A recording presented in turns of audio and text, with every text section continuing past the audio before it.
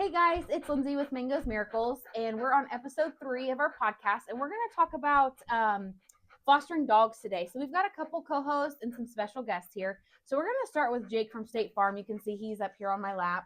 So we've had him for almost a year now, which is incredibly sad because he's such a good dog. And we got him. He went into the vet to be euthanized because the person was moving to an apartment and did not want to take him with them. And so we were like, yeah, we can take him. He definitely doesn't deserve to be, euthanized or anything like that.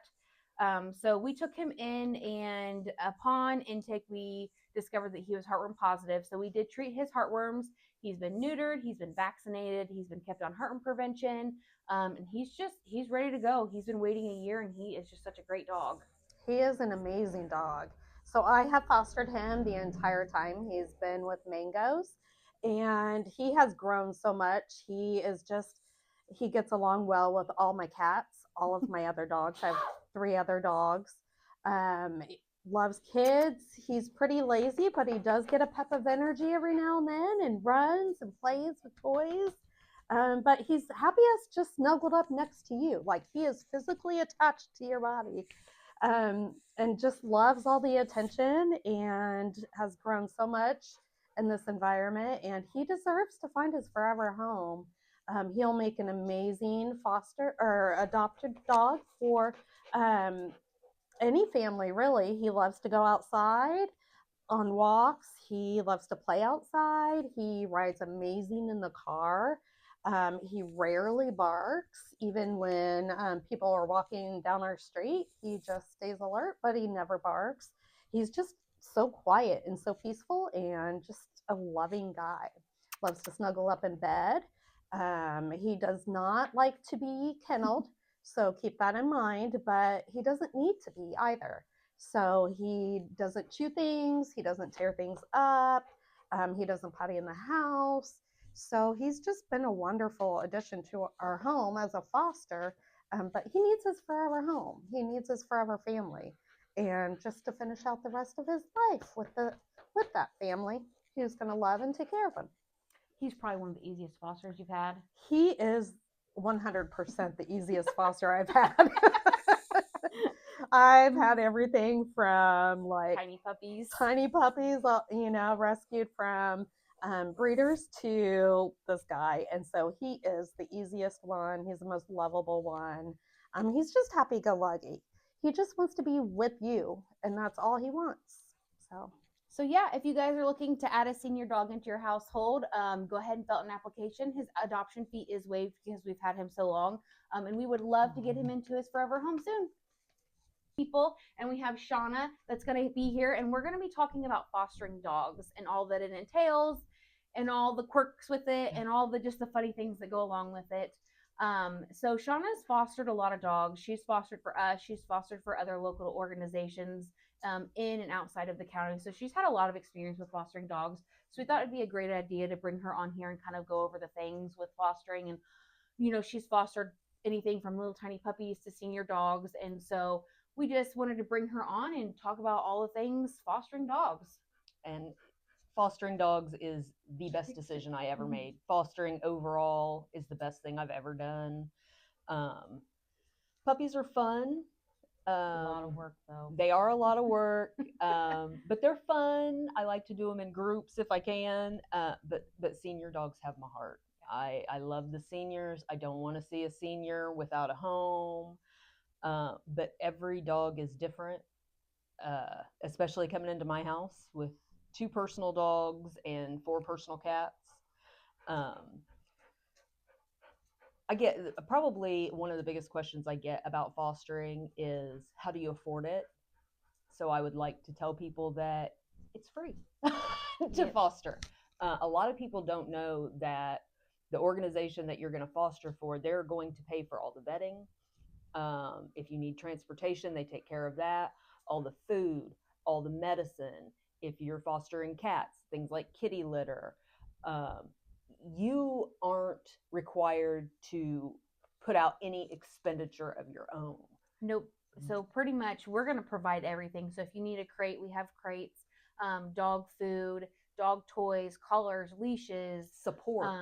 Support. Questions. Yep. Veterinary questions. They can. Yep. So we do all of the vetting too. So they're going to get spayed or neutered. They're going to get microchipped. They're going to get vaccinated for the age appropriate vaccines. If they're over a year old or really over 6 months, we're going to do a heartworm test.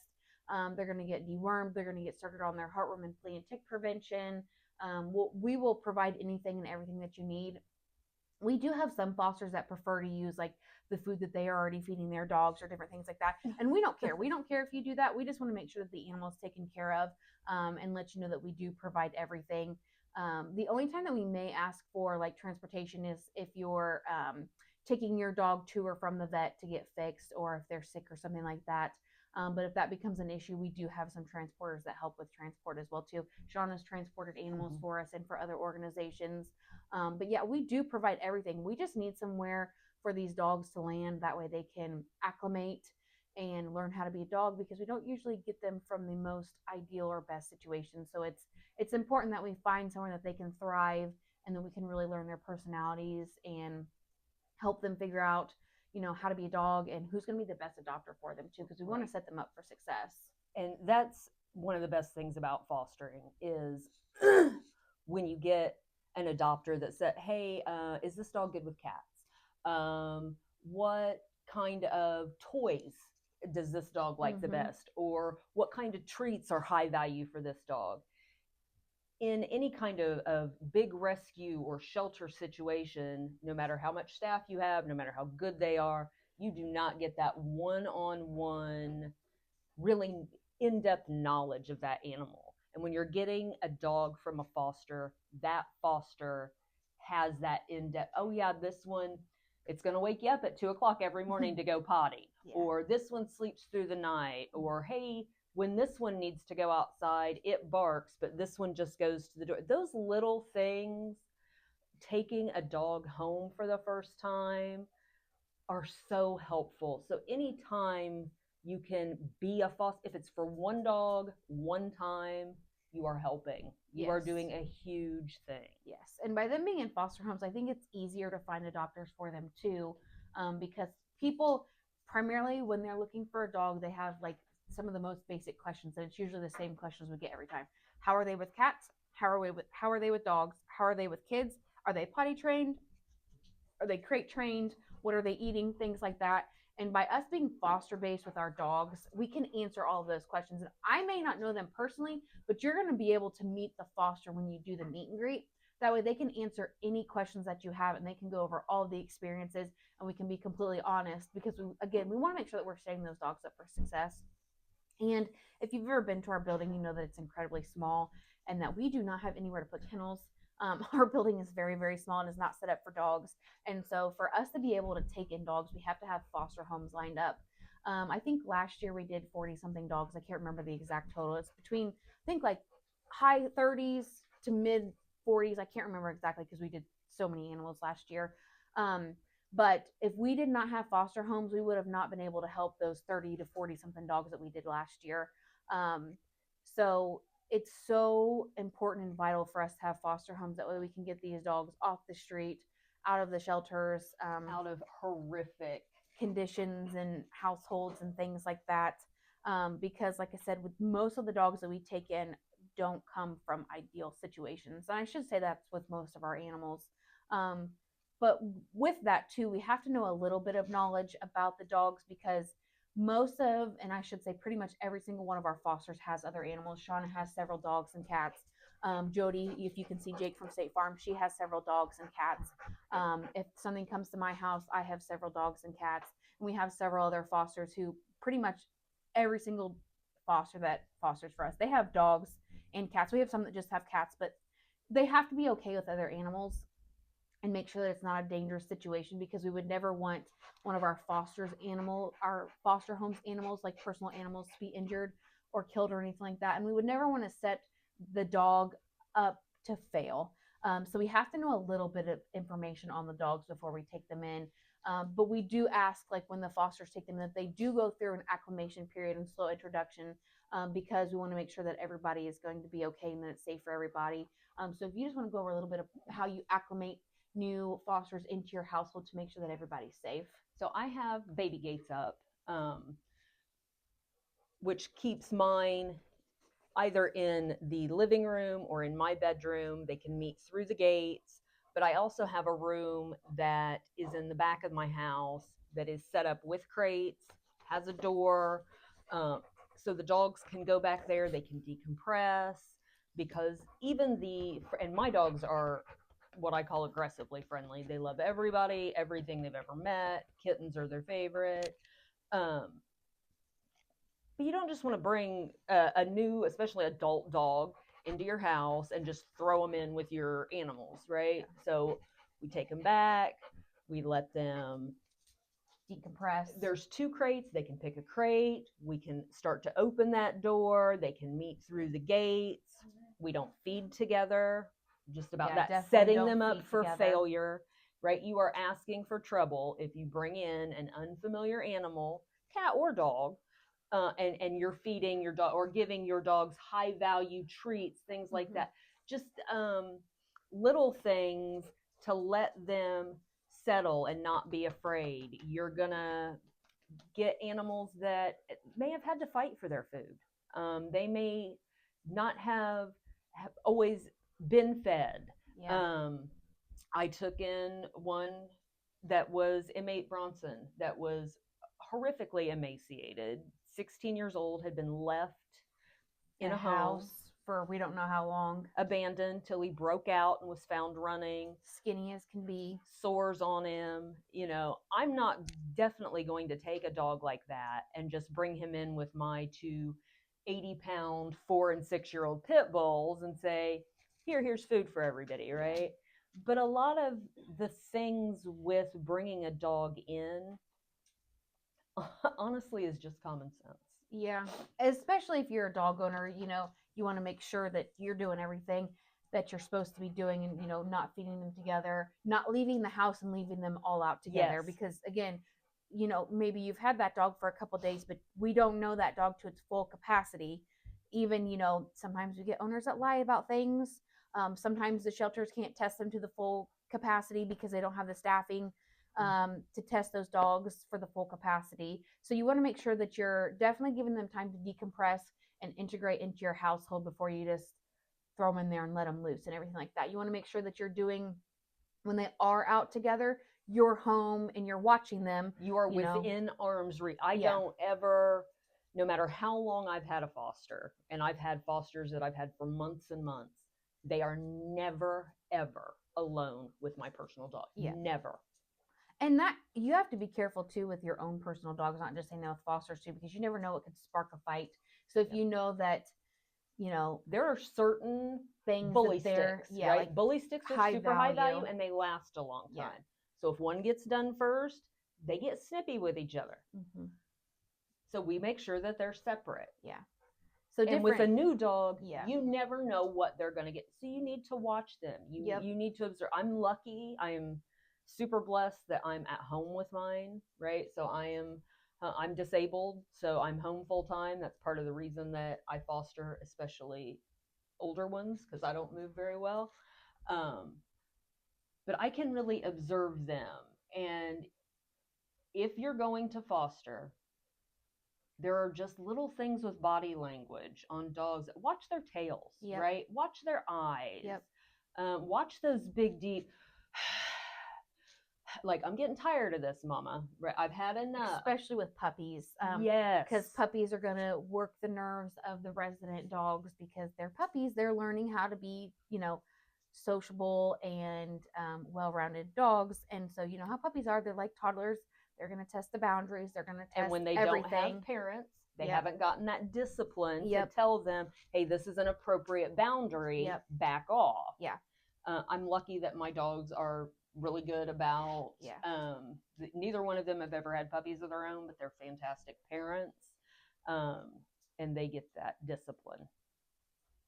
So important to give them time to decompress, and another reason why we have to be particular about what dogs we foster too is because we don't have a bunch of experienced fosters. So like Shawnna's really experienced, we have several others that are really experienced, But I would say overall in all, we probably only have 5 to 8 really experienced foster homes. And most of those, they can only take one dog at a time or one puppy at a time. And so it's harder for us to foster dogs than it is for cats, because we just don't have the amount of people that we need to really have a bunch of dogs at a time. And with us not having a kennel facility, us being all foster based, we have to be careful of what we take in again to make sure that it's good in the foster homes. And that some people only want small dogs. Yeah. It's a lot easier to Yep. find small dog fosters or puppies. than it is adult dogs. It is incredibly hard for us to find adult dog fosters just because it can be a little bit more time intensive. Because again, you have to go through the decompression stage. You have to make sure that you acclimate them properly, and so it's harder for us to find really good dog fosters that are experienced. Usually because they're already with other organizations, or most people just may not have the knowledge to do it or the time, and so if you are looking to join a foster program, we would love to have you, especially if you're experienced. That way we can take in more dogs. We have to be really careful with behavioral dogs because I only have one foster that can really take on behavioral dogs. And he has several dogs himself too. And so it's just one hurdle that we're facing throughout our organization is just finding avid, experienced dog fosters. I mean, you probably see with other organizations too, there's just not that many dog fosters out there because it can be, like I said, a little bit harder to acclimate them and get them used to things. When you get to adult dogs, adult big dogs, adult big bully breed dogs, it's definitely I'm one of harder. the only ones in the county Yeah, that will take adult. It's harder pit to find bulls. fosters Yeah. for those. But if you're looking for a place to foster, Mango's is fantastic. I have had everything from tiny puppies to a 16-year-old Fospus.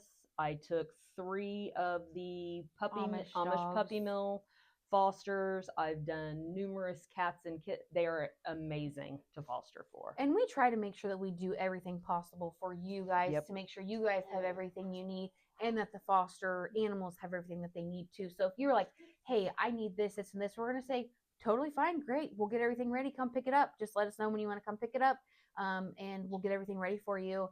Or if they're getting sick, like we had Danny Dimes and he came down with sickness, and I was like, okay, we need to get him in ASAP. Send me your schedule so that we can get him scheduled for his vet appointment and get him taken care of. And he was there the next day. Because we want to make sure that, again, it's really important, and we really put high value on making sure that we're setting everybody up for success. Because we want to make sure, we want to retain our fosters. We appreciate our fosters. We could not do what we do without having our amazing volunteers and our fosters. So we want to make sure that we take care of our people and that we take care of our animals. Because again, we couldn't do it without you guys. And so we try to make sure that we're easy to work with, that we get you everything that you need. And again, that we're setting everybody up for success. And you guys do great events that gets community involvement. It gets people knowing the name and, hey, we want to work with this organization. Because we just started in 2022, and we have grown quicker than I could have ever imagined in this short period of time. And so we would love to grow more. That way we can do more for the community and do more for the animals. And we don't just do stuff for the animals and the community too. I guess this kind of does play a role in the community. But when people need help too with their animals, and say, for example, like, I don't have any electricity right now. I want to keep my animals. I can't keep the kittens, but I want to keep the adults. I'm in this situation. There has been many times where, like, we want you to be able to keep those animals. So we'll take the kittens, we'll help you get the adults fixed, and we'll also donate some money for you to get your electric turned back on. There was a case in Henry County where it was an elderly lady and she did not have electricity. And so we did everything we could. We scrounged up a bunch of donations. Most of them were from our personal volunteers and stuff like that too. And that way she could get her power turned back on, and that way, and vet her adult animals too, so she could keep those. So we try to take care of people in that aspect too. Now, we can't do it all the time. We do the best that we can with what we can. Again, we stretch every penny, every dollar as far as we can, but we try to make sure that we're taking care of everything and everybody all around as much as possible too. And that, with that case, she did end up moving in with family, and so we kept those donations that we had left over. We kept those for that way when the next person needs help like that and we can help them, we have those funds set aside for them. to be able to get their power or whatever turned back on. That way we can take care of those people and make sure those animals are taken care of too. And we sent them with a bunch of food and litter and stuff that we had extra as well too. Because the number one thing you can do if you want to save an animal is keep yours and take Yeah. care of it. Yeah. Get it spayed and neutered. Yep. Get it microchipped. Yep. In case it ever Take- gets lost, you yep. never know. Sometimes funny things can happen. You just never know. If they're microchipped, they can get back to you way faster than if they aren't microchipped. Another good way is to have a collar and tag on too. Yes. So they can just call you immediately without having to take them, have them checked for a chip. But yeah, that's the most. If you want to save an animal, keep yours. yes, Because every place, is every so rescue, every full shelter is begging. for fosters, adopters, Yes. volunteers, any way that we can get help. And if you can't adopt because you can't afford, fostering is a fantastic way to be in as many animals' lives as possible. You get to save so many. I've had almost 50 dogs and puppies and almost 100 cats and kittens. We've kept 2 kittens and 2 fospice dogs to see the Rainbow Bridge, but you get to save and be a part of so many journeys when you foster. And the good thing too is like if you know that you can't commit long term, because say, hey, you know, I have this 5-year plan. I'm only going to be in, you know, Muncie, Indiana, or, you know, Henry County, or all the, you know, things like that for 3 years. But I would like to have an animal in that time frame. Then you could foster, and you don't have to commit long term to keeping those animals. You're just waiting until that animal gets placed in their adoptive home. And that's one thing too with our foster program. Our fosters always get to meet their adopters because we want to make sure that everybody feels comfortable with where that animal's going, and you know that any questions get answered, and that you get to see your dog off to its happy forever home, and that, you know, it's the happiness that just really makes it worth it too, because you get to say, I worked so hard on this dog, and now he gets to go to his forever home, and he gets to be happy, and he gets to thrive. And it's just really rewarding. Yeah, you get updates. You might get a question, you know, hey, this came up. I've got to take them to the vet for the first time, right? Yeah. And I've taken them to the vet. So what do they like? A pup cup? Do they prefer a chicken nugget or a cheeseburger? You know what I mean? Yeah. Little thing, but getting updates from adopted animals makes it so worth it. Everything makes it so worth it. So what else? So we'll kind of talked about the basics here. We talked about like keeping them separate and decompressing. We talked about we supply everything. We talked about what the dogs get in our care in terms of veterinary care and everything like that. We do adoption by application only because we want to make sure that that dog is going to, again, a successful home, that we're going to set them up for success. And so we do make sure that they're going to approved applications only. And you don't have to be in Indiana to apply. Nope. I know that my little min pin from, I think she went to Illinois. Oh, it was Michigan.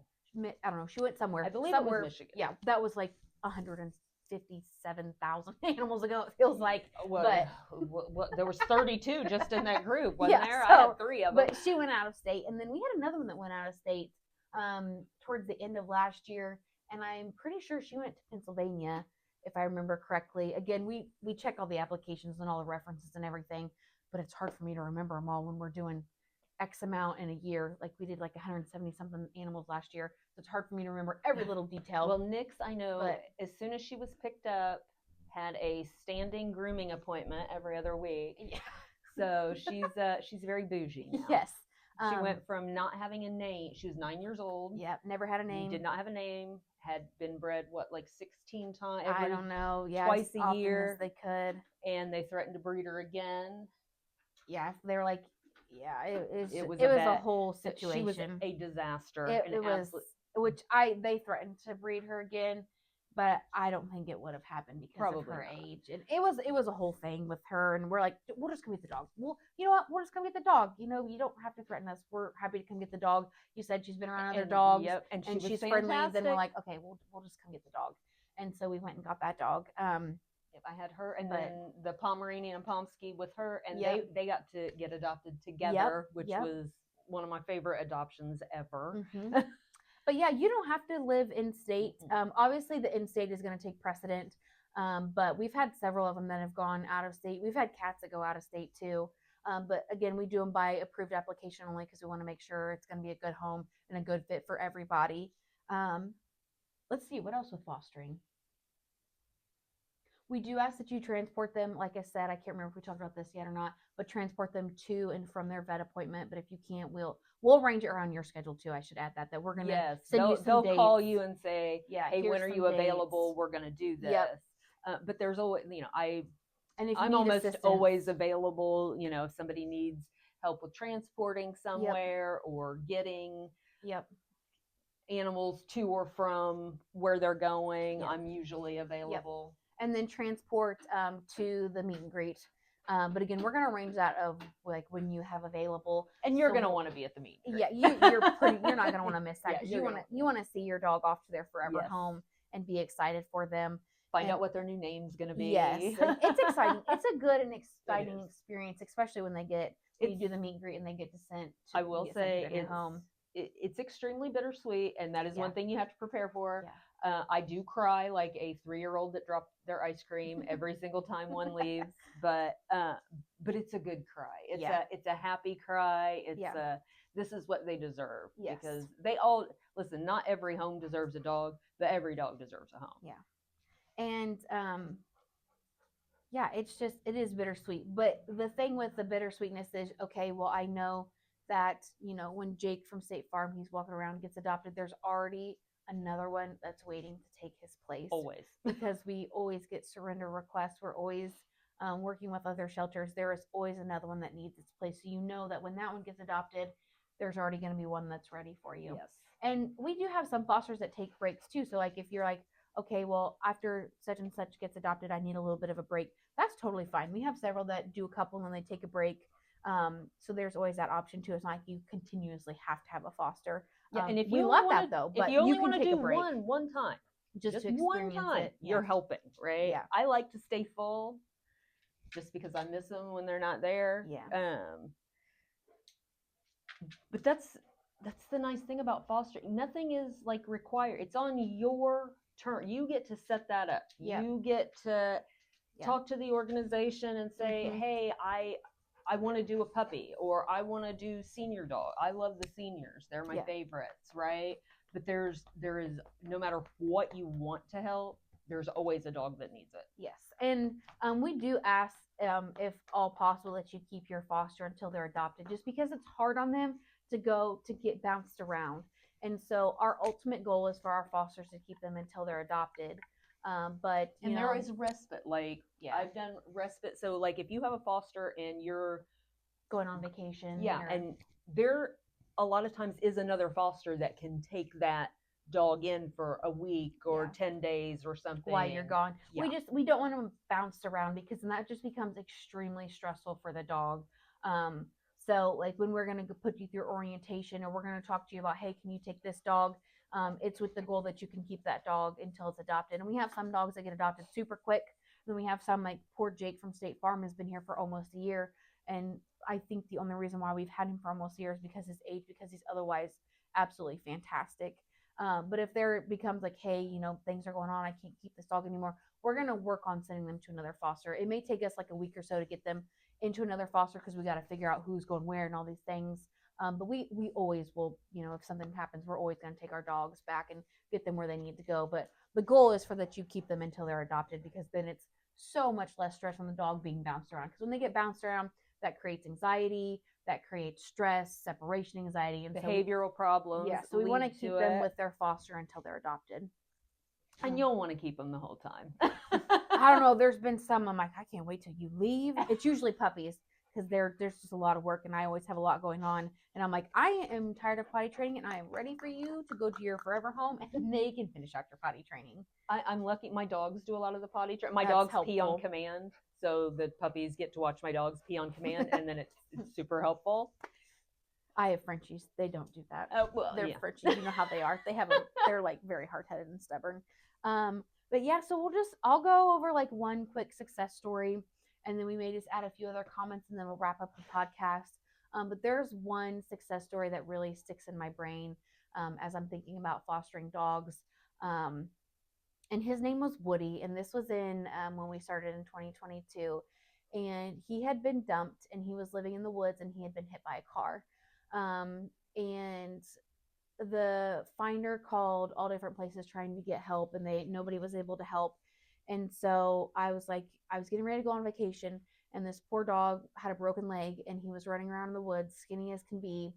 And I was like, I cannot stop thinking about this dog. Nobody else has been able to help because we're all stretched so thin. So I was like, my mission is to get this dang dog before I leave for vacation, because I cannot leave knowing that this poor dog is sitting out there. And it took us a while. It took us a couple days. We walked the woods. We were finally able to get him kind of contained in one area, where we could catch him. And what I did was, now this was not the best advice, but I was like, we were doing everything possible. We had traps set. I told the finder not to feed him. That way he could get so hungry he could go in the trap. Even that didn't work. And so what I did was I took my own personal dog out there, because I was like, if he loves other dogs, I'm hoping that he will come up to him because he loves other dogs. And I'm like, if he shows any aggression, then obviously I'll take him back to the car, and we won't do that route. If he were to see him and start charging at him, or, anything. I was very cautious in this aspect too. I've had lots of experience. I was very cautious. So this is not for your everyday person. But I was like, I'm going to take my dog out there. My dog loves other dogs. He thinks other dogs are just like the bee's knees, and he just thrives with other dogs. So I was like, I'm going to take him out there, and I'm going to see what happens. Again, do not do this at home. This is not recommended. This is just what I did to catch this dog, because we had no other choices, and did not know what else to do. Again, I was safe with it. I want to say that I was very, very safe with it. And I took my dog out there, and that's how I caught this other dog named Woody, is because he also loved other dogs. And so I took Poe out there, and I was like, Poe, we need to try to catch this dog before he leaves, because this dog's going to die out there. And that's how we caught him. They were sniffing each other and were super excited. And we were able to get him contained. I was able to crawl under a bunch of bushes, lots of pokey things that were trying to cut me. And I did get some cuts, lots of bug bites. And my dog Poe helped us catch Woody. And as soon as we caught him, he was frightened, but you could tell he was relieved that he was caught. He wanted to be with us. He wanted to be by Poe. And so we hopped in the car. We drove him straight down to the vet clinic. Because he had road rash on him. That leg was just dangling in the wind because it been broken for so long. He was starving. He was in very, very rough shape, and you could just tell he was very relieved that we finally caught him. And so we caught him. We took him straight to the vet, and the finder who helped us catch him too, Amanda, she kept him until he got adopted. Her one dog did not love him, and so she just crate and rotated him with her other dogs to make sure that there was no fights. Everybody was set up for success. And he ended up getting adopted. And that was probably one of the best success stories, was seeing this poor dog that had been starving in the woods with a broken leg and had road rash all over him heal. He had to have his leg amputated, so that healed. His road rash healed. And just seeing him blossom into, I wouldn't say he was like an overly confident dog, but he was confident enough where he was thriving. And then he got adopted, and that was probably one of the best stories and success stories, and just of this organization and fostering dogs, and why it's so important is because dogs like Woody deserve a chance and don't deserve to die out there in the woods with a broken leg and literally starving to death. And so this, we would not be able to do what we do without having dog fosters and cat fosters and volunteers, because there were lots of volunteers that went out there to help us with catching him too. It's like, again, several days. And so it's just, we could not do what we do without our amazing people and our fosters and our volunteers that do all of this for our dogs. So, yeah, that pretty much sums up fostering, wouldn't you say? It's the best part of my life. So, yeah, again, if you want to join our program, I'll drop the link. You're going to see it above the screen here. And again, we would love for you to listen to our podcast. You can listen to it on Spotify and on YouTube, and we always upload them to our Facebook page. So yeah, thank you, Shawnna, for joining our Paws, Purpose, and People podcast, and we look forward to seeing you guys next week.